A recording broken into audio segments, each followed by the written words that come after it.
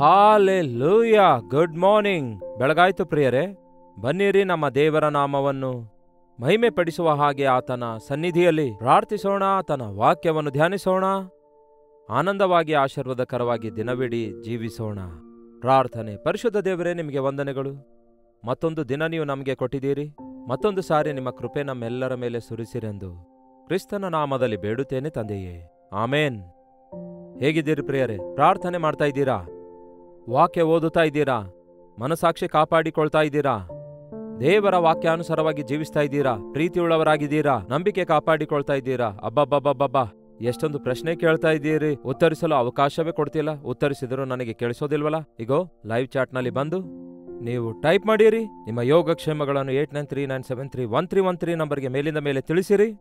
ಜವಾಬ್ದಾರಿಯುತವಾಗಿ ನಿಮ್ಮ ವಿಷಯದಲ್ಲಿ ದೇವರಿಗೆ ಲೆಕ್ಕ ಒಪ್ಪಿಸುವಾತನಾಗಿ ದೇವರು ಕೊಟ್ಟ ಅವಕಾಶಗಳನ್ನು ಉಪಯೋಗಿಸಿಕೊಂಡು ನಿಮಗೆ ದೇವರ ವಾಕ್ಯದಿಂದ ಸಂದೇಶ ಸಾರುವುದು ಮಾತ್ರವಲ್ಲದೆ ನಿಮಗೋಸ್ಕರ ಪ್ರಾರ್ಥಿಸುವುದಕ್ಕಾಗಿ ನೀವು ಪರಿಪಕ್ವತೆಗೆ ಬರುವುದಕ್ಕಾಗಿಯೂ ನಿಮ್ಮೆಲ್ಲರಿಗೋಸ್ಕರ ದೇವರ ಸನ್ನಿಧಿಯಲ್ಲಿ ಮೊರೆ ಇಡುತ್ತೇನೆ.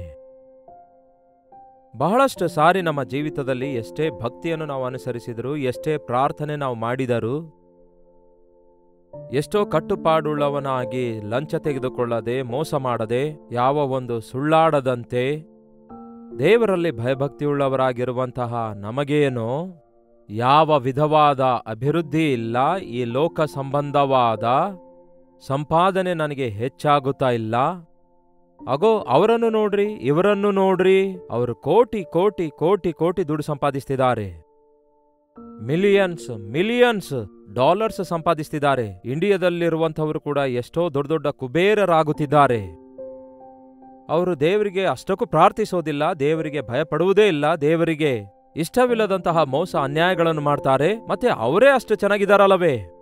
ಮತ್ತೆ ನಾವ್ಯಾಕೆ ದೇವರಿಗೆ ಭಯಪಟ್ಟಿರಬೇಕು? ನಾವು ಕೂಡ ಹಾಗಿದ್ರೆ ನಡೆಯುವುದಿಲ್ಲವೋ ಎಂಬ ಆಲೋಚನೆ ಬರ್ತಿವೆಯಾ? ದುಷ್ಟರನ್ನು ನೋಡಿ ವ್ಯಸನ ಪಡಬೇಡಿರಿ ಎಂಬುದಾಗಿ ಮುಂಚಿತವಾಗಿಯೇ ವಾಕ್ಯದಲ್ಲಿ ಹೇಳಲಾಗಿದೆ. ಭಕ್ತಿಹೀನರನ್ನು ನೋಡಿ ಅವರಂತೆಯೇ, ಅವರ ಹಾಗೆಯೇ ಇರಬೇಕೆಂದು ಅವರ ಅಭಿವೃದ್ಧಿ ನೋಡಿ ಆಶ್ಚರ್ಯಪಡಬೇಡಿ. ಅವೆಲ್ಲವೂ ನಿಜವಾದದ್ದು ಅಲ್ಲ, ನಿರಂತರವಾದದ್ದು ಅಲ್ಲ ಎನ್ನುವಂಥದ್ದು ವಾಕ್ಯವನ್ನು ಓದುವಂಥವರು ಗುರುತಿಸಿ ತಿಳಿದುಕೊಳ್ತಾರೆ. ಭಕ್ತನಾದಂತಹ ಆಸಾಫನು ಕೀರ್ತನೆ 73ರಲ್ಲಿ ಹೇಳುವುದೇನೆಂದರೆ, ಓದುತ್ತೇನೆ ಕೇಳಿ. 11ನೇ ವಚನದಲ್ಲಿ, ದೇವರು ವಿಚಾರಿಸುವುದೆಲ್ಲಿ, ಮಹೋನ್ನತನು ಚಿಂತಿಸುವುದುಂಟೋ ಅಂದುಕೊಳ್ಳುತ್ತಾರೆ. ಇಗೋ ನೋಡಿರಿ, ದುಷ್ಟರು ಇಂಥವರೇ. ಅವರು ಸದಾ ಸುಖದಿಂದಿದ್ದು ಸ್ಥಿತಿಚಿಂತರಾಗಿ ಹೋಗುತ್ತಾರೆ. ದೇವರಿಗೆಲ್ಲಿ ತಿಳುವಳಿಕೆ ಇದೆ, ದೇವರು ಎಲ್ಲಿದ್ದಾರೆ ಎಂದು ಹೇಳುತ್ತಾ ಅವರು ಇಷ್ಟ ಬಂದ ರೀತಿಯಲ್ಲಿ ನಿಶ್ಚಿಂತರಾಗಿ ಹಾಯಾಗಿ ಕುಡಿಯುತ್ತಾರೆ, ಮಲಗುತ್ತಾರೆ, ಎದ್ದೇಳ್ತಾರೆ, ಮತ್ತೆ ಕುಡಿಯುತ್ತಾರೆ. ಅವರ ಮನಸಾಕ್ಷಿ ಏನು ಅವರಿಗೆ ಚುಚ್ಚಲ್ಲ. ಅವರು ಅನೇಕರಿಗೆ ಬಾಧೆಪಡಿಸ್ತಾರೆ. ಬಡವರಿಂದ ಅವರ ರಕ್ತ ಹೀರಿದಂತೆ ಅವರಿಂದ ಎಷ್ಟು ಆದಾಯ ಮಾಡಿಕೊಳ್ಳಬಹುದು ಅಷ್ಟು ಆದಾಯ ಮಾಡಿಕೊಳ್ತಾರೆ. ಕೆಲಸ ಮಾಡಿಸಿಕೊಳ್ತಾರೆ, ಕೂಲಿ ಕೆಲಸ ಮಾಡಿಸಿಕೊಳ್ತಾರೆ. ಅವರಿಗೆ ಹೊತ್ತು ಅನ್ನ ಕೂಡ ಅವರಿಗೆ ಹಾಕಲ್ಲ, ಆದರೆ ತಾವೇನೋ ಕುಬೇರರಾಗ್ಬಿಡ್ತಾರೆ. ನಿಜವೇ ಅಲ್ಲವೋ? ಲೋಕದಲ್ಲಿ ಬಹಳ ಐಶ್ವರ್ಯವಂತರಾಗುವುದು, ಬಡವರು ಬಡವರಾಗುವುದು ಈ ದಿನ ಮತ್ತಷ್ಟು ಹೆಚ್ಚು ನಾವು ಕಾಣ್ತಿದ್ದೇವೆ ನಮ್ಮ ಭಾರತ ದೇಶದಲ್ಲಿಯೇ. ಹಾಗಾದರೆ ಅವರು ಅವಿಶ್ವಾಸಿಗಳೇ ಅಷ್ಟೊಂದು ಅಭಿವೃದ್ಧಿ ಹೊಂದುತ್ತಿರುವಾಗ ವಿಶ್ವಾಸಿಗಳಾಗಿರುವಂತಹ ನಾವು ಯಾಕೆ ಇಷ್ಟು ಹೀನ ಸ್ಥಿತಿಯಲ್ಲಿರಬೇಕು? ನಾವ್ಯಾಕೆ ಇಂತಹ ಕೊರತೆಯಲ್ಲಿರಬೇಕು? ಕಷ್ಟದಲ್ಲಿ ಯಾಕಿರಬೇಕು ಎಂಬ ಆಲೋಚನೆ ನಿಮಗೆ ಬರ್ತಿವೆಯಾ? ಬಂದೇ ಬರ್ತವೆ. ಆದರೆ ಅವು ನಿಮ್ಮ ಹೃದಯ ಆಳುವಂತೆ ಬಿಡಬೇಡಿ. ಅವುಗಳನ್ನು ನಿಮ್ಮ ಮನಸ್ಸೊಳಗೆ ಬ್ರೂಡಿಂಗ್ ಮಾಡಿಕೊಳ್ಬೇಡಿ. ಅವುಗಳನ್ನು ಮನಸ್ಸಲ್ಲಿಟ್ಟುಕೊಂಡು ಸುಮ್ಮನೆ ಊಹಿಸುತ್ತಾ ಕೂತ್ಕೊಳ್ಬೇಡಿ. ಅದು ಸೈತಾನನು ಬಿತ್ತುವ ಬೀಜ ಎಂದು ಗುರುತಿಸಿ ಅದನ್ನು ಕಕ್ಕಿ ಹಾಕಿ ಅದನ್ನು ಕಿತ್ತು ಹಾಕಿರಿ. ನಿಮಗಿನ್ನೂ ಸಂದೇಹ ತೀರದಿದ್ದರೆ ಯಾವುದೇ ವಿಷಯದಲ್ಲಾಗಿರ್ಬೋದು, ಸಂದೇಹಗಳೇನಾದರೂ ನಮಗೆ ಬರುವಾಗ ಅವುಗಳನ್ನು ತೀರಿಸಿಕೊಳ್ಳುವುದಕ್ಕಾಗಿ ಮನುಷ್ಯರ ಬಳಿಗೆ ಹೋಗುವಾಗ ನಮಗೆ ಅಲ್ಪ ಸ್ವಲ್ಪ ಉತ್ತರವೇ ಸಿಗುತ್ತೆ. ನಿಮಗುಂಟಾಗುವ ಸಂದೇಹಗಳೆಲ್ಲವನ್ನು ತೀರಿಸಬಲ್ಲಾತನು ನಮ್ಮಂತೆಯೇ ಸಕಲ ವಿಧದಲ್ಲಿ ಶೋಧಿಸಲ್ಪಟ್ಟರೂ ಸಹ ಪಾಪ ಮಾಡದೇ ಇರುವಂತಹ ಕರ್ತನಾದ ಯೇಸು ಕ್ರಿಸ್ತನಾಗಿದ್ದಾರೆ. ನಮ್ಮನ್ನು ಬಹಳ ಅರ್ಥ ಮಾಡಿಕೊಳ್ಳುವಾತನು, ನಮ್ಮ ಸೋಲನ್ನು ಅರಿತವನು, ನಮಗೆ ಜಯ ಜೀವಿತವನ್ನು ಕೊಡುವಾತನು ಆಗಿದ್ದಾರೆ. ಅದಕ್ಕೆ ಪ್ರಾರ್ಥನೆ ಮಾಡಿರಿ, ಬೈಬಲ್ ಓದಿರಿ ಎಂದು ಮೇಲಿಂದ ಮೇಲೆ ಹೇಳುತ್ತೇನೆ. ಇದೇನೋ ಆಚಾರವಲ್ಲ, ಇದೇನೋ ಭಕ್ತಿ ವಿಧಾನವಲ್ಲ, ಇದು ಅನುದಿನ ಅವಶ್ಯಕವಾಗಿರುವಂತಹ ಆಧ್ಯಾತ್ಮಿಕ ಬಲವಾಗಿದೆ. ಈ ಭಕ್ತನು ಹಾಗೆಯೇ ಅಂದುಕೊಳ್ತಿದ್ದಾನೆ. ಈ ಸಂಗೀತಗಾರನು ದೇವರಿಗೆ ಎಷ್ಟೋ ಸ್ತುತಿಯನ್ನು ಸಲ್ಲಿಸಿ ಎಷ್ಟೋ ಹಾಡುಗಳನ್ನು ಹಾಡುತ್ತಾನೆ. ಅವರೇನು ನಿಶ್ಚಿಂತರಾಗಿದ್ದಾರೆ, ನಾನೇನು ಹೀಗಿರಬೇಕಾಗ್ತಿದೆ. ನೋಡಿ ಏನು ಹೇಳ್ತಾನೆ 13ನೇ ವಚನದಲ್ಲಿ, ನನ್ನ ಹೃದಯ ಶುದ್ಧಿ ಮಾಡಿಕೊಂಡಿರುವುದು ವ್ಯರ್ಥವೇ, ಶುದ್ಧತ್ವದಲ್ಲಿ ಕೈ ತೊಳೆದುಕೊಂಡದ್ದು ಕೂಡ ವ್ಯರ್ಥವೇ ಸರಿ. ದಿನವಿಡೀ ನಾನು ವ್ಯಾಧಿ ಪೀಡಿತನಾಗಿದ್ದು ಪ್ರತಿದಿನವೂ ದಂಡಿಸಲ್ಪಡುತ್ತಾ ಇದ್ದೇನೆ. ದಿನೇ ದಿನೇ ಗಂಡಾಂತರ, ನನ್ನ ಬದುಕು ದಿನೇ ದಿನೇ ಗಂಡಾಂತರದಂತಿದೆ ಅನ್ನುತ್ತಾರಲ್ಲವೇ. ಇದು ಇದ್ರೆ ಅದು ಇಲ್ಲ, ಅದು ಇದ್ರೆ ಇದು ಇಲ್ಲ, ದುಡ್ಡಿಲ್ಲ, ಅದು ಸಾಕಾಗೋದಿಲ್ಲ, ಇದು ಇಲ್ಲ, ಇದನ್ನು ಕೊಂಡುಕೊಳ್ಳಲಿಕ್ಕಾಗಲ್ಲ, ಇದು ಹಾಳಾಗಿದೆ. ಹೌದಲ್ಲವೇ? ನಿಂದೆಗಳು, ಅವಮಾನಗಳು, ಶ್ರಮೆಗಳು, ಕಷ್ಟಗಳು, ಬೆವರು ಸುರಿಸಿ ಬೆಳಗ್ಗೆಯಿಂದ ಸಾಯಂಕಾಲದವರೆಗೂ ಕಷ್ಟಪಟ್ಟರೂ ಕೂಡ ಕುಟುಂಬ ಪೋಷಿಸಿಕೊಳ್ಳಲಾರದಂಥವರು ಎಷ್ಟೋ ಮಂದಿ ಲೋಕದಲ್ಲಿದ್ದಾರಲ್ಲವೇ, ಒಳ್ಳೆ ಮನಸ್ಸಾಕ್ಷಿಯುಳ್ಳವರು. ತಪ್ಪು ವ್ಯಾಪಾರ ಮಾಡದಂತೆ, ತಪ್ಪು ಕೆಲಸ ಮಾಡದಂತೆ ಯಥಾರ್ಥವಾಗಿ ಕಷ್ಟಪಡುವಂಥವರು ಕಷ್ಟಗಳಿಗೆ ಒಳಗಾಗುವುದೇನು ಎಂಬ ಸಂದೇಹ ಉಂಟಾಗುತ್ತೆ. ಈ ಆಸಾಫನು ಅದನ್ನೇ ಕೇಳ್ತಾನೆ, ನಾನು ದಿನವಿಡೀ ಒಂದಲ್ಲ ಒಂದು ಬಾಧೆ ಬರ್ತಿದೆ, ಪ್ರತಿದಿನ ಒಂದಲ್ಲ ಒಂದು ಪ್ರಾಬ್ಲಮ್ ಎದುರಾಗ್ತಿದೆ, ಆರ್ಥಿಕ ತೊಂದರೆ ಉಂಟಾಗ್ತಿದೆ, ನನ್ನ ಬಿಲ್ಸ್ ಕಟ್ಲಿಕ್ಕಾಗ್ತಾ ಇಲ್ವಲ್ಲ, ನನ್ನ ಮಕ್ಕಳ ಸ್ಕೂಲ್ ಫೀಸ್ ಕಟ್ಲಿಕ್ಕಾಗ್ತಾ ಇಲ್ವಲ್ಲ, ನನ್ನ ಹೆಂಡತಿಗೆ ಸಂತೋಷಪಡಿಸ್ಲಿಕ್ಕಾಗ್ತಾ ಇಲ್ವಲ್ಲ, ಆಕೆ ಕೇಳಿರುವ ವಸ್ತುಗಳು, ಆಹಾರ ಪದಾರ್ಥಗಳು ಕೊಡಿಸ್ಲಿಕ್ಕಾಗ್ತಿಲ್ವಲ್ಲ, ಎಲ್ಲದರ ಬೆಲೆ ಹೆಚ್ಚಾಗ್ತಿದೆಯಲ್ಲವೇ, ಆದಾಯ ಕಡಿಮೆಯಾಗಿದೆ ಅಲ್ಲವೇ, ಏನ್ ಮಾಡಬೇಕೆಂದು ಈ ದಿನ ಎಷ್ಟೋ ಜನರು ಸಂಕಟ ಪಡ್ತಿದ್ದಾರೆ. ಹಾಗಂತ ಕರ್ತನನ್ನು ಬಿಟ್ಟುಬಿಡುವಿರೋ? ಹಾಗಂತ ತಪ್ಪು ಕೆಲಸ ಮಾಡುವಿರೋ? ಹಾಗಂತ ತಪ್ಪಾದ ವಿಧಾನದಲ್ಲಿ ದುರ್ವ್ಯಾಪಾರದ ಮೂಲಕ, ಅನ್ಯಾಯದಿಂದ, ಮೋಸದಿಂದ, ಲಂಚದಿಂದ, ಬಡ್ಡಿ ವ್ಯಾಪಾರದಿಂದ ಎಷ್ಟೋ ಮಂದಿ ತಮ್ಮ ಮನಸಾಕ್ಷಿಯನ್ನು ಮಾರಿಕೊಂಡು, ಅಷ್ಟೇ ಅಲ್ಲ ತಾವು ನಂಬಿದ ದೇವರನ್ನು ಕೂಡ ಮಾರಿಕೊಂಡು, ತಮಗಿರುವಂತಹ ಹೃದಯ ಶುದ್ಧಿಯನ್ನು ಕೂಡ ಹಾಳು ಮಾಡಿಕೊಂಡು, ಲೋಕದೊಳಗೆ ಕಲಬೆರಕೆಯಾಗಿ ಮಿಶ್ರಿತರಾಗಿ ತಮ್ಮ ಜೀವಿತವನ್ನು ನಾಶ ಮಾಡಿಕೊಳ್ತಿದ್ದಾರೆ. ನಿಮಗೂ ಕೂಡ ಅಂತಹ ಆಲೋಚನೆ ಬರ್ತಿವೆಯಾ? ನಿಮ್ಮ ಫ್ರೆಂಡು ನೋಡ್ರಿ ಹೇಗೆ ತಪ್ಪು ವ್ಯಾಪಾರ ಮಾಡಿ ಎಂಥ ದೊಡ್ಡ ವ್ಯಕ್ತಿಯಾದನು, ನೀವು ಅದೇ ಸ್ಥಾನದಲ್ಲಿದ್ದೀರಿ ಎಂದು ಬಹುಶಃ ನಿಮ್ಮ ಹೆಂಡತಿಯೇ ನಿಮಗೆ ಹೇಳಬಹುದೇನೋ, ಬಹುಶಃ ನಿಮ್ಮ ಮನೆಯವರೇ, ಏನ್ ಮಗನೇ ನಿನಗೆ ಬುದ್ಧಿ ಇದೆಯಾ, ಸಂಪಾದಿಸಲು ಕೈಲಾಗೋದಿಲ್ಲ, ಅವರಿಗೆ ನೋಡು ನಿನ್ನ ಸುತ್ತಲಿರುವವರು ಹೇಗೆ ಅಭಿವೃದ್ಧಿ ಆಗ್ತಿದ್ದಾರೆ ಎಂದು ಹೇಳ್ತಿರುವಾಗ ನಿಜವಾಗ್ಲೂ ನಿಮ್ಮ ಮನಸ್ಸು ನೊಂದುಕೊಳ್ತದಲ್ಲವೇ? ಅವಾಗ ಏನ್ ಮಾಡ್ತೀರಿ ಹೇಳಿ? ದೇವರ ಸನ್ನಿಧಿಗೆ ಹೋಗಿರಿ, ನಿಮ್ಮ ಕೋಣೆಯೊಳಗೆ ಹೋಗಿ ಬಾಗಿಲು ಮುಚ್ಕೊಂಡು, ಕರ್ತನೇ ಏನಿದು, ನಿಮ್ಮನ್ನು ನಂಬಿದವರನ್ನು ಆಸ್ತಿಗೆ ಒಡೆಯನನ್ನಾಗಿ ಮಾಡುತ್ತೇನೆಂದಿದ್ದೀರಲ್ಲವೇ, ನಿನ್ನನ್ನು ನಂಬಿದವರಿಗೆ ಯಾವ ಮೇಲಿನ ಕೊರತೆ ಇರುವುದಿಲ್ಲ ಅಂದಿದ್ದೀರಲ್ಲವೇ, ನೀವು ದೇವಾದಿ ದೇವನೂ ಉನ್ನತನಾದ ಕರ್ತನೂ ಆಗಿದ್ದೀರಲ್ಲವೇ, ಮತ್ತೆ ನಿಮ್ಮನ್ನು ನಂಬಿದ ನಾವ್ಯಾಕೆ ಕೊರತೆಯಲ್ಲಿದ್ದೇವೆ? ಯಾಕೆ ಕಡಿಮೆಯವರಾಗಿರಬೇಕು, ಕೊರತೆ ಬರಗಾಲದಲ್ಲಿರಬೇಕು? ಬೇರೆಯವರು ಯಾಕೆ ಅಷ್ಟೊಂದು ಉನ್ನತವಾದ ಸ್ಥಾನಕ್ಕೆ ಹೋಗಬೇಕು ಎಂಬುದಾಗಿ ಕೇಳ್ರಿ. ಈ ಭಕ್ತನು ಅದನ್ನೇ ಹೇಳ್ತಾನೆ 16ನೇ ವಚನದಲ್ಲಿ, ನಾನು ತಿಳಿದುಕೊಂಡು ಆಲೋಚಿಸಿದಾಗ ಏನಂತೆ, ಇದನ್ನು ಗ್ರಹಿಸಿಕೊಳ್ಳಬೇಕೆಂದು ಎಷ್ಟೋ ಚಿಂತಿಸಿದರು. ದೇವಾಲಯಕ್ಕೆ ಹೋಗಿ ಅವರ ಅಂತ್ಯಾವಸ್ಥೆಯನ್ನು ಆಲೋಚಿಸಿದಾಗ ನನಗೆ ಗೊತ್ತಾಯ್ತು, ಅದು ಒಂದು ಕಷ್ಟಕರವಾದ ಮರ್ಮವೆಂದು ತೋಚಿತು. ಇದೇನಾಗಿರ್ಬೋದೆಂದು ತಿಳಿದುಕೊಳ್ಳಲು ಎಲ್ಲಿಗೆ ಹೋಗ್ತಾನಂತೆ? ದೇವರ ಸನ್ನಿಧಿಗೆ ಹೋಗ್ತಾನೆ. ದೇವರೊಂದಿಗೆ ಮಾತಾಡಿಕೊಳ್ತಾ ಹೇಳ್ತಾನೆ, ಇದೇನು ದೇವರೇ, ಅವರ ಅಂತ್ಯಾವಸ್ಥೆ ಹೇಗಿದೆ, ನನ್ನ ಅಂತ್ಯಾವಸ್ಥೆ ಹೇಗಿದೆ? ಯೇಸು ಆವಾಗಲೇ ಹೇಳಿದಾರಲ್ಲವೇ, ಅಗಲವಾದ ಮಾರ್ಗದಲ್ಲಿ ಹೋಗುವವರು ಅನೇಕರಿದ್ದಾರೆ. ಅದು ಸುಲಭ ಮಾರ್ಗ, ಅದು ವೈಭವದ ಮಾರ್ಗ ಆಗಿದೆ, ಅದು ಆಡಂಬರದ ಮಾರ್ಗ ಆಗಿದೆ, ಅದು ಕಾಮ, ಕ್ರೋಧ, ಲೋಭ, ಮದ, ಮತ್ಸರಗಳಿಂದ ತುಂಬಿರುವ ಅಗಲವಾದ ಮಾರ್ಗವಾಗಿದೆ. ಅದರೊಳಗಡೆ ಅನೇಕರು ಹೋಗುತ್ತಾರೆ. ಆದರೆ ಇಕ್ಕಟ್ಟಾದ ಮಾರ್ಗದಲ್ಲಿ ಹೋಗಲು ನೀವು ಪ್ರಯಾಸ ಪಡಿರಿ. ಅದು ಇಕ್ಕಟ್ಟಾದ ಮಾರ್ಗ, ಕಷ್ಟದಿಂದ ಕೂಡಿದಾಗಿದೆ, ಕಣ್ಣೀರಿನಿಂದ ಕೂಡಿದಾಗಿದೆ, ಪ್ರಯಾಸದಿಂದ ಕೂಡಿದಾಗಿದೆ, ಹೋರಾಡಬೇಕಾದದಾಗಿದೆ. ಆದರೆ ಕರ್ತನು ಏನು ಹೇಳ್ತಾರೆ? ಅಗಲವಾದ ಮಾರ್ಗದಲ್ಲಿ ಹೋಗುವವರು ನಾಶನದ ಕಡೆಗೆ ಹೋಗುತ್ತಿದ್ದಾರೆ, ಪಾತಾಳದ ಕಡೆಗೆ ಹೋಗುತ್ತಿದ್ದಾರೆ. ಅದು ಬಹಳ ಅಗಲವಾಗಿರುತ್ತೆ, ಆದರೆ ಹೋಗುತ್ತಾ ಹೋಗುತ್ತಾ ಹೋಗುತ್ತಾ ಹೋಗುತ್ತಾ ಬಹಳ ಇಕ್ಕಟ್ಟಾಗುತ್ತೆ, ನ್ಯಾರೋ ಆಗುತ್ತೆ. ತಪ್ಪಿಸಿಕೊಳ್ಳಲು ಮಾರ್ಗವಿಲ್ಲದೆ ಪಾತಾಳದೊಳಗೆ, ಅಗಾಧದೊಳಗೆ, ನಿತ್ಯ ನರಕದೊಳಗೆ ಬಿದ್ದು ಹೋಗುತ್ತಾರೆ. ಕುಡುಕರು, ವ್ಯಭಿಚಾರಿಗಳು, ಕಳ್ಳರು, ಮೋಸಗಾರರು, ಸುಳ್ಳುಗಾರರು, ಅವಿವೇಕಿಗಳು, ದೇವದೂಷಕರು, ಇವರೆಲ್ಲರೂ ಕೂಡ ಅಗ್ನಿ ಗಂಧಕಗಳುರಿಯುವ ಕೆರೆಯೊಳಗೆ ಬಿದ್ದೋಗ್ತಾರೆ. ಸುಳ್ಳುಗಾರನಾದ ಸೈತಾನನಿಗೆ ಹಿಂಬಾಲಿಸುವಂತವರಿಗೆ ಈ ಲೋಕದ ಐಷಾರಾಮೆಲ್ಲ ಸೈತಾನನು ಕೊಡ್ತಾನೆ. ಈ ಲೋಕದ ಸಂಭ್ರಮವೆಲ್ಲ ಕೊಡುತ್ತೆ. ಕಾರಣ, ಅವನು ನಿಮಗೆ ಎರೆಹುಳುವಿನಂತೆ ಆ ಆಡಂಬರಗಳನ್ನು ಮುಂದೆ ಹಾಕಿ ಸೈತಾನನು ತನಗೋಸ್ಕರ ನೇಮಿಸಿಕೊಂಡಿರುವ ಪಾತಾಳಕ್ಕೆ ತನ್ನೊಂದಿಗೆ ಈ ಮಾನವ ಜಾತಿಯನ್ನು ನಡೆಸುವುದಕ್ಕಾಗಿ, ಆಕರ್ಷಿಸಿಕೊಳ್ಳುವುದಕ್ಕಾಗಿ, ಸೆಳೆದುಕೊಂಡು ಹೋಗುವುದಕ್ಕಾಗಿ ಆಶಿಸುತ್ತಾನೆ. ಆದರೆ ಯೇಸು ಕ್ರಿಸ್ತನು ಈ ಲೋಕಕ್ಕೆ ಬಂದು ಆ ಪಾತಾಳದಿಂದ ನಮ್ಮನ್ನು ತಪ್ಪಿಸುವುದಕ್ಕಾಗಿ, ಆ ನಿತ್ಯ ನರಕದಿಂದ ನಮ್ಮನ್ನು ತಪ್ಪಿಸುವುದಕ್ಕಾಗಿ ಇಕ್ಕಟ್ಟಾದ ಮಾರ್ಗವನ್ನು ಸರಳವಾದ ಮಾರ್ಗವಾಗಿ, ಶಿಲುಬೆಯ ಮಾರ್ಗವನ್ನು ನಮಗಾಗಿ ಸಿದ್ಧ ಮಾಡಿಟ್ಟಿದ್ದಾರೆ.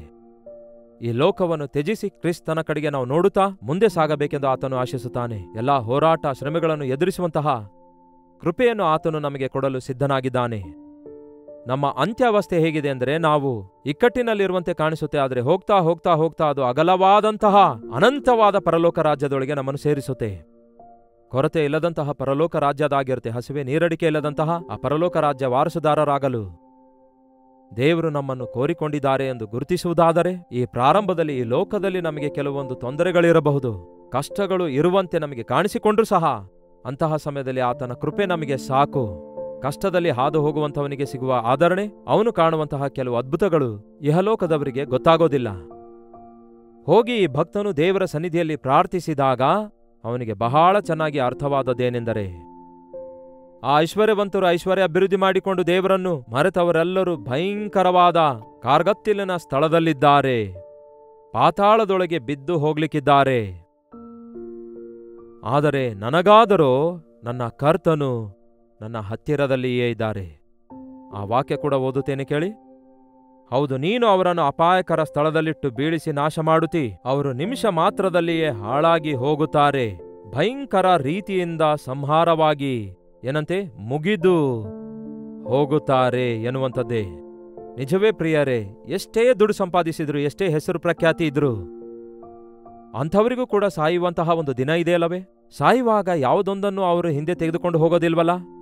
ದುಡ್ಡು ದುಡ್ಡು ದುಡ್ಡು ಅನ್ನುವಂಥವನು ತನ್ನ ದುಡ್ಡನ್ನು ತನ್ನೊಂದಿಗೆ ತೆಗೆದುಕೊಂಡು ಹೋಗಬಲ್ಲನು. ಏನೂ ಇಲ್ಲದವರಾಗಿ ಲೋಕಕ್ಕೆ ಬಂದಿದ್ದೇವೆ, ಏನೂ ಇಲ್ಲದವರಾಗಿಯೇ ಹೋಗುತ್ತೇವೆ. ಹಾಗಾಗಿ ದುಡ್ಡಿನ ಮೇಲೆ ಮನಸ್ಸಿಡುವುದಾದ್ರೆ, ಲೋಕ ಸುಖದ ಮೇಲೆ ಮನಸ್ಸಿಡುವುದಾದ್ರೆ ಹೇಗೆ? ನಮ್ಮ ಶರೀರದ ಆರೋಗ್ಯ ಕೆಟ್ಟು ಹೋಗುವಾಗ ನಮಗೆ ಸುಖ ಎಲ್ಲಿರುತ್ತೆ ಹೇಳಿ? ನಿಮಗೆ ಒಂದು ಒಳ್ಳೆ ಬೆಡ್ ಇದ್ರೂ ಸಹ ನೀವು ಅನಾರೋಗ್ಯ ಪರಿಸ್ಥಿತಿಯಲ್ಲಿರುವಾಗ ನಿಮಗೆ ಹಾಸ್ಪಿಟಲ್ನಲ್ಲಿ ಅಡ್ಮಿಟ್ ಮಾಡ್ತಾರಲ್ಲವೇ? ನಿಮಗೆ ಎಷ್ಟೇ ಒಳ್ಳೆ ವಸ್ತ್ರ ಇದ್ರೂ ಕೂಡ ನೀವು ಹಾಸ್ಪಿಟಲ್ನಲ್ಲಿರುವಾಗ ಅವುಗಳನ್ನೆಲ್ಲ ತೆಗೆದುಹಾಕಿ ಆ ಹಾಸ್ಪಿಟಲಿನ ಗೌನನ್ನು ಹಾಕಿ ನಿಮ್ಮ ಕೈ ಕಾಲುಗಳಿಗೆ ಏನೇನೋ ತಿವಿದು ಮಲಗಿಸಿ ಬಿಡ್ತಾರಲ್ಲವೇ? ಎಷ್ಟೇ ದೊಡ್ಡ ಐಶ್ವರ್ಯವಂತನಾಗಿರಲಿ ಸಿಗೋದು ಅದೇ ಸ್ಥಿತಿಯಲ್ಲವೋ? ಆದರೆ ದೇವರನ್ನು ಹೊಂದಿದವನು ಧನ್ಯನು. ಅವನು ಆಶೀರ್ವದಿಸಲ್ಪಡ್ತಾನೆ, ಅವನು ಆರೋಗ್ಯವಾಗಿರುತ್ತಾನೆ, ಅವನು ಶಾಶ್ವತವಾದ ಆಶೀರ್ವಾದ ಹೊಂದುತ್ತಾನೆ. ಇಲ್ಲಿ ವಾಕ್ಯ ಏನು ಹೇಳುತ್ತೆ? 23ನೇ ವಚನ ನೋಡಿ, ವಾಕ್ಯ ಏನು ಹೇಳುತ್ತೆ ಎಂದು. ಆದರೂ ನಾನು ಸದಾ ನಿನ್ನ ಸನ್ನಿಧಿಯಲ್ಲಿಯೇ ಇದ್ದೇನೆ, ನೀನು ನನ್ನ ಬಲಗೈಯನ್ನು ಹಿಡಿದುಕೊಂಡಿದ್ದಿ. ಯೇಸು ಕ್ರಿಸ್ತನಿಗೋಸ್ಕರ ನಾವು ಜೀವಿಸಬೇಕೆಂದು ಆಶಿಸುವಾಗ, ನಮ್ಮ ಮನಸಾಕ್ಷಿಯನ್ನು ಕಾಪಾಡಿಕೊಳ್ಳುವಾಗ, ಯೇಸುವೇ ನನ್ನ ಜೊತೆ ಇರು ಎಂಬುದಾಗಿ ನೀವು ಬೇಡಿಕೊಂಡಾಗ ಕರ್ತನು ನಿಮ್ಮ ಕೈ ಹಿಡ್ಕೊಳ್ತಾರೆ ಪ್ರಿಯರೇ. ನೀವು ಶ್ರಮೆಯಲ್ಲಿರುವಾಗ, ನೀವು ಅಪಾಯದಲ್ಲಿರುವಾಗ ನಿಮ್ಮನ್ನು ಬಿಟ್ಟು ಹೋಗುವ ಕರ್ತನು ಆತನಲ್ಲ. ಅಗ್ನಿಗುಂಡಿಯೊಳಗಡೆ ಶಾದ್ರಕ್ ಮೇಷಕ್ ಅಬೇದ್ನೆಗೋ ಅವರಿಗೆ ಹಾಕಿದಾಗ ಅವರೊಂದಿಗೆ ಯೇಸು ಸಹ ಇರುವುದರಿಂದ ಅವರಿಗೆ ಯಾವ ಹಾನಿಯಾಗಿಲ್ಲ ಎಂದು ಬೈಬಲ್ನಲ್ಲಿ ನೋಡ್ತೇವಲ್ಲವೇ?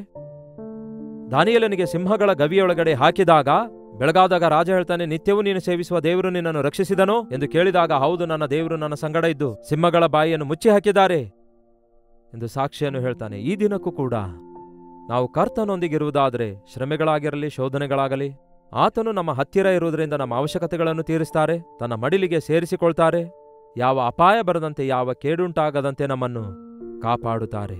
ಆದರೂ ನಾನು ಸದಾ ನಿನ್ನ ಸನ್ನಿಧಿಯಲ್ಲಿಯೇ ಇದ್ದೇನೆ, ನೀನು ನನ್ನ ಬಲಗೈಯನ್ನು ಹಿಡಿದುಕೊಂಡಿದ್ದಿ, ನಿನ್ನ ಚಿತ್ತವನ್ನು ತಿಳಿಯಪಡಿಸಿ ನನ್ನನ್ನು ನಡೆಸಿ ತರುವಾಯ ನಿನ್ನ ಮಹಿಮೆಗೆ ನನ್ನನ್ನು ಸೇರಿಸಿಕೊಳ್ಳುವಿ. ಹಾಲೆಲ್ಲೂಯಾ. ದೇವರ ಆಲೋಚನೆಯೊಂದಿಗೆ ನಾವು ಈ ಲೋಕದಲ್ಲಿ ನಡೆಯುವುದಾದರೆ, ದೇವರ ಮಾರ್ಗಗಳನ್ನು ಅನುಸರಿಸಿ ಈ ಲೋಕದಲ್ಲಿ ನಾವು ನಡೆಯುವುದಾದರೆ, ದೇವರ ರಾಜ್ಯಕ್ಕೆ ನಾವು ಸೇರುತ್ತೇವೆ. ಒಂದು ಊರಿಗೆ ಹೋಗಬೇಕಾದಾಗ ರೋಡ್ ಮೇಲಿರುವ ಸೈನ್ ಬೋರ್ಡ್ಸ್ ಅನ್ನು ನೋಡ್ತಾರೆ. ಇಂತಹ ಊರು ಇಷ್ಟು ಕಿಲೋಮೀಟರ್ ದೂರದಲ್ಲಿದೆ, ಅಲ್ಲಿಗೆ ಹೋಗಬೇಕಾದ್ರೆ ಬಲಗಡೆ ತಿರುಗಿರಿ, ಎಡಗಡೆ ತಿರುಗಿರಿ, ನೇರವಾಗಿ ಹೋಗಿರಿ ಎಂದು ಹೇಳ್ತದಲ್ಲವೇ? ಅಂದರೆ ಆ ಒಂದು ಸೈನ್ ಬೋರ್ಡ್ಸ್ ಪ್ರಕಾರ ಅಥವಾ ಆ ಒಂದು GPS ಪ್ರಕಾರ ನಾವು ಆ ಒಂದು ಸ್ವರವನ್ನು ಕೇಳಿ, ಆ GPS ನಲ್ಲಿರುವ ಗೈಡೆನ್ಸ್ ಅನ್ನು ಕೇಳಿ ಹೋಗುವಾಗ ಗಮ್ಯಕ್ಕೆ ಸೇರುತ್ತೇವೆ. ಕರ್ತನು ಅದನ್ನೇ ಹೇಳ್ತಿದ್ದಾರೆ, ಯೇಸುವನ್ನು ನಂಬಿದಂಥವರಿಗೆ ನಿಮ್ಮ ಮೇಲೆ ನಾನು ದೃಷ್ಟಿಯಿಟ್ಟು ನೀವು ನಡೆಯಬೇಕಾದ ಮಾರ್ಗವನ್ನು ನಾನು ಬೋಧಿಸುತ್ತೇನೆ. ನಿಮಗೆ ಅದು ಇಲ್ಲ ಇದು ಇಲ್ಲ ಎಂದು ನೀವು ದಿಗುಲು ಪಡದಂತೆ ನಾನೇ ನಿಮ್ಮ ಹತ್ತಿರದಲ್ಲಿದ್ದೇನೆ. ನಾನು ನಿಮಗೆ ಗಮ್ಯಕ್ಕೆ ಸೇರಿಸುತ್ತೇನೆ. ಆ ಗಮ್ಯ ಯಾವುದೆಂದರೆ, ನನ್ನ ರಾಜ್ಯಕ್ಕೆ ವಾರಸುದಾರನನ್ನಾಗಿ ನಿಮ್ಮನ್ನು ಮಹಿಮೆಯಲ್ಲಿ ಸೇರಿಸಿಕೊಳ್ಳುವೆನು ಎನ್ನುವಂಥದ್ದಾಗಿದೆ. ಹಾಲೆಲ್ಲೂಯಾ. ಈ ಲೋಕದಲ್ಲಿ ನಮ್ಮ ಜೀವಿತ ಅಲ್ಪಕಾಲವಾಗಿದೆ. ನಿರಂತರವಾದ ಶಾಶ್ವತವಾದ ಜೀವಿತ ನಮಗೊಂದಿದೆ ಎಂಬುದಾಗಿ ನೀವು ನಂಬುವವರಾಗಿರಿ. ಮಣ್ಣಾಗಿರುವುದು ಕೊನೆಗೆ ಮಣ್ಣಿಗೆ ಸೇರುತ್ತೆ, ಆದರೆ ಆತ್ಮ ಅದನ್ನು ದಯಪಾಲಿಸಿದಂತಹ ದೇವರ ಬಳಿಗೆ ಹೋಗುತ್ತೆ. ಹಾಗಾಗಿ ನಮ್ಮನ್ನು ನಾವು ದೇವರ ಮಾರ್ಗದಲ್ಲಿ ಹೋಗುವಂತೆ ನೋಡಿಕೊಳ್ಳೋಣ. ದುಷ್ಟರನ್ನು ನೋಡಿ, ಪಾಪಿಗಳನ್ನು ನೋಡಿ ನಾವು ವ್ಯಸನ ಪಡಬಾರದು, ಅಸೂಯೆ ಪಡಬಾರದು. ಅವರಂತೆಯೇ ಇರಬೇಕೆಂದು ಆಶಿಸಿ ದೇವರು ಕೊಟ್ಟಿರುವ ಶ್ರೇಷ್ಠ ರಕ್ಷಣೆ ಆನಂದವನ್ನು ಕಳೆದುಕೊಳ್ಳಬಾರದು. ಬನ್ನಿ ಪ್ರಾರ್ಥಿಸೋಣ. ಪರಿಶುದ್ಧನೇ, ಪ್ರೀತಿಯುಳ್ಳ ತಂದೆಯೇ, ಯಾವ ಸ್ಥಳದಿಂದ ನಿಮ್ಮ ಮಕ್ಕಳು ಈ ಮಾತುಗಳನ್ನು ಕೇಳಿದ್ದಾರೋ ಮತ್ತೊಂದು ಸಾರಿ ನಮಗೆ ಜ್ಞಾಪಕಗೊಳಿಸಿದಿರಿ. ಲೋಕಸ್ಥರೇ ಅಭಿವೃದ್ಧಿ ಆಗ್ತಿದ್ದಾರೆಂಬ ಅಸೂಯೆಯಾಗಲಿ, ಅವರಂತೆಯೇ ಆಗಬೇಕೆಂಬ ಆಸೆಯಾಗಲಿ ನಮಗೆ ಬರದಂತೆ ಸಹಾಯ ಮಾಡಿರಿ. ನಾವು ನಂಬಿದ ದೇವರು ನಮ್ಮನ್ನು ತೊರೆದು ಬಿಡುವ ದೇವರಲ್ಲವೆಂದು ನಂಬಿ, ನಮ್ಮ ಕೈ ಹಿಡಿದು ನಡೆಸುತ್ತಾರೆಂದು ನಂಬಿ, ತನ್ನ ರಾಜ್ಯಕ್ಕೆ ವಾರಸುದಾರರನ್ನಾಗಿ ಮಾಡ್ತಾರೆಂದು ನಂಬಿ, ನಾವು ಮುಂದಕ್ಕೆ ಸಾಗುವ ಹಾಗೆ ಮನಸಾಕ್ಷಿಯನ್ನು ಕಾಪಾಡಿಕೊಂಡು ಯಥಾರ್ಥವಾದ ಜೀವಿತವನ್ನು ಹೊಂದಿದವರಾಗಿ ನಿಮ್ಮಲ್ಲಿ ನಂಬಿಕೆಯಿಟ್ಟು ಮುಂದಕ್ಕೆ ಸಾಗುವಂತೆ ನಮ್ಮ ಪ್ರತಿಯೊಬ್ಬರಿಗೂ ಸಹಾಯ ಮಾಡಿರೆಂದು ಕ್ರಿಸ್ತನ ನಾಮದಲ್ಲಿ ಬೇಡುತ್ತೇನೆ ತಂದೆಯೇ, ಆಮೇನ್. ತಂದೆಯಾದ ದೇವರ ಪ್ರೀತಿಯು, ಮಗನಾಗಿರುವ ಕ್ರಿಸ್ತನ ಕೃಪೆಯು, ಆದರಣೆಕರ್ತನಾದ ಪವಿತ್ರಾತ್ಮನ ಸಹವಾಸವು ಕೂಡಿ ಬಂದಿರುವ ನಮ್ಮೆಲ್ಲರ ಸಂಗಡ ಸದಾಕಾಲಕ್ಕೂ ನೆಲೆಯಾಗಿರಲಿ. ಆಮೇನ್. ದೇವರಿಗೆ ಸ್ತೋತ್ರ. ನಿಮ್ಮ ಪ್ರಾರ್ಥನಾ ಮನವಿ 8939731313 ನಂಬರ್ಗೆ ಒಂದು ಟೆಕ್ಸ್ಟ್ ಇಲ್ಲವೇ ವಾಯ್ಸ್ ಮೆಸೇಜ್ ಮೂಲಕ ಕಳಿಸಿಕೊಡಿರಿ. ನಿಮ್ಮೆಲ್ಲರಿಗೋಸ್ಕರ ನಾವು ಪ್ರಾರ್ಥನೆ ಮಾಡ್ತಿದ್ದೇವೆ. ಡಾಕ್ಟರ್ ಜಯಪಾಲ್ ಕನ್ನಡ ಯೂಟ್ಯೂಬ್ ಚಾನಲ್ಗೆ ಸಬ್ಸ್ಕ್ರೈಬ್ ಮಾಡಿರಿ, ಲೈಕ್ ಮಾಡಿರಿ, ಶೇರ್ ಮಾಡಿರಿ. ನಿಮ್ಮ ಹೆಸರು ಊರು ಕಾಮೆಂಟ್ ಸೆಕ್ಷನ್ನಲ್ಲಿ ಬಂದು ಟೈಪ್ ಮಾಡಿರಿ. ಪ್ರತಿದಿನ ಇಂತಹ ಸಂದೇಶಗಳನ್ನು ಕೇಳಿ ಆತ್ಮೀಕವಾಗಿ ದಯವಿಟ್ಟು ಬಲಗೊಳ್ಳುವವರಾಗಿರಿ. ಮಾತ್ರವಲ್ಲ, ಇಂತಹ ಸಂದೇಶಗಳು ಇತರರು ಕೇಳಿ ಆತ್ಮೀಕವಾಗಿ ಬಲ ಹೊಂದುವಂತೆ ಅವರಿಗೂ ಕೂಡ ಪ್ರೋತ್ಸಾಹಿಸಿರಿ. ಕರ್ತನ ಚಿತ್ತವಿರುವುದಾದರೆ ಮತ್ತೆ ನಾಳೆ ಭೇಟಿಯಾಗೋಣ. ಅಲ್ಲಿವರೆಗೂ ದೇವರ ಮಹಾಕೃಪೆ ನಿಮ್ಮೆಲ್ಲರೊಂದಿಗಿರಲಿ.